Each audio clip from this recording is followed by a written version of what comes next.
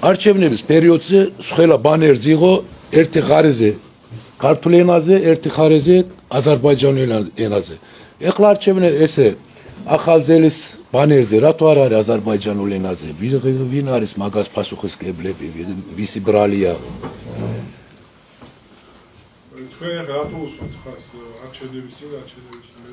არა, არჩევნების პერიოდზე ქართულ ოცნებას ბანერზე იყო ერთი ხარეზე ქართულ ენაზე, ერთი ხარეზე აზერბაიჯანულ ენაზე.